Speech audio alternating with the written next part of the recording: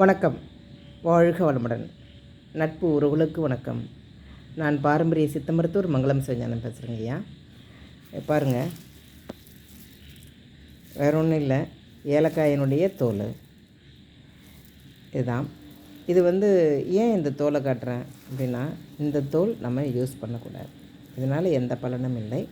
ஆனால் இதில் இருக்கிற விதை தான் ஏல அரிசின்னு நம்ம சொல்லுவோம். இந்த விதைக்கு பேர் ஏல அரிசி. இந்த ஏல அரிசியை தான் நம்ம எப்போவுமே பயன்படுத்தணும். இந்த தோலை யூஸ் பண்ணக்கூடாது. அதிலிருந்து எடுத்தது தான் இந்த ஏல அரிசி. நான் எப்போவுமே ஏலக்காய் வாங்கி இந்த மாதிரி உரித்து தான் இப்படி எடுத்துருவேன். அப்போ நம்மளுக்கு முழு பலனும் நமக்கு கிடைக்கும். ஏல அரிசியாக வாங்கிறத விட இதை மாதிரி நாமளே எடுத்துக்கிறது பெட்ரு. இதனால் என்னென்ன நமக்கு எதுக்கெல்லாம் இதெல்லாம் நம்ம பயன்படுத்தலைன்னா, இது மிகப்பெரிய ஒரு சாத்வீக குணத்தை கொடுக்கக்கூடிய ஒரு ஏலக்காய். இந்த ஏலக்காய் இது சாதாரணமாக வெப்பு நோய்களுக்கு நம்ம இதை பயன்படுத்தலாம். எப்போ எதை பயன்படுத்தினாலும் சில சூரணங்களுக்கு இது கண்டிப்பாக போடலாம், லேகிங்களுக்கு இதை போடலாம். என்ன மாதிரியான நோய்களுக்குன்னா, இப்போ வெப்பு நோய்கள்னு சொல்கிறோம் இல்லையா, ரொம்ப உஷ்ணத்தினால் வர நோய்கள், அது அந்தமாரி இருக்கிற இதுக்கு, அதாவது மூல நோய்க்காக நம்ம லேகியம் சொன்னோம்னா அப்போ கண்டிப்பாக இதை நம்ம போடலாம். அதே மாதிரி உதிரப்போக்கு அதிகமாக இருக்கிறவங்களுக்கு நம்ம லேகியம் செய்கிறோன்னா அதுக்கும் இதை போடலாம். இர்ரெகுலர் பீரியட் இருக்குதா அவங்களுக்கும் இதை போடலாம். தாதி பலம் ரொம்ப கம்மியாக இருக்குது, தாதி விருத்தி அதிகமாக்கணுமா, அதுக்கும் இந்த இந்த ஏல அரிசியை நம்ம போடலாம்.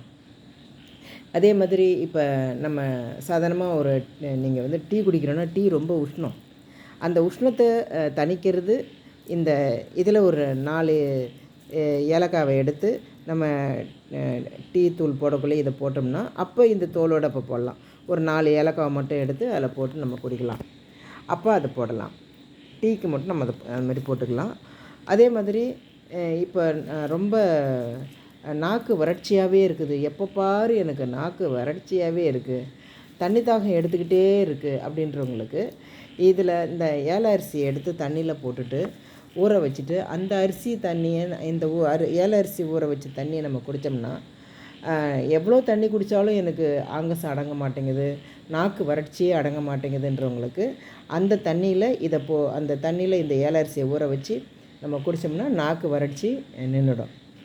அது மாதிரி எளிமையான இதெல்லாம் ஒரு உஷ்ணத்தை தணிக்கக்கூடியது. இது எப்பேற்பட்ட உஷ்ணத்தையும் இது தணிச்சிரும். அதே மாதிரி அஜீரண கோளாறு எடுத்துரும். ஜீரணம் ஆகாமல் இருக்கிறது, மந்தமாக இருக்கிறது, அஜீரண கோளாறாக இருக்கிற இதையும் நம்ம இதை எடுத்துரும். அஜீரண கோளாறுகளுக்காக செய்கிற மருந்துகள்லேயும் இதை சேர்க்கலாம். அதே மாதிரி வெயில் மழை நாளில் சளி பிடிச்சிக்கிச்சுன்னா, அப்போது நம்ம சுக்கு காப்பி போடுறோம் பாருங்க, அதில் சுக்கு, ஏலக்காய், மிளகு, தனியா இதெல்லாம் போட்டு சுக்கு காப்பி போடுறது. அப்போ இதை ஏலக்காய் சேர்த்தோம்னா அப்போ அந்த சுக்குனுடைய வீரியம் தாக்கப்படாமையும் மிளகுனுடைய வீரியம் தாக்கப்படாமலும் இது பாதுகாக்குது. அதே மாதிரி அந்த வெயில்னால் வர்ற, அதாவது வெயிலுக்காக வர்ற வறட்சியை எடுக்கிற மாதிரி இந்த சுக்கு, மிளகு இருக்கிற ஹீட்டை இது சமநிலைப்படுத்துது. எப்படி தனியாக சமநிலைப்படுத்துதோ அதுமாதிரி ஏல அரிசியும் சமநிலைப்படுத்தும்.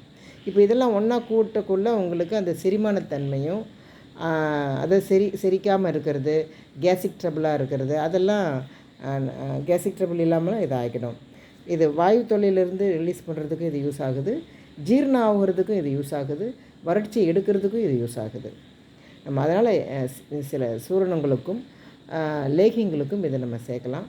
அதனால் இந்த அரிசியை எல்லா வெப்பு நோய்களுக்கும் இதை பயன்பெறுமாறு கேட்டுக்கொள்கிறேன். வாழ்க வளமுடன். இது யாருக்காக இதை செய்கிறேன், எல்லாருக்குமே, சித்த மருத்துவர்களாகிய எல்லாருக்குமே தெரியும்.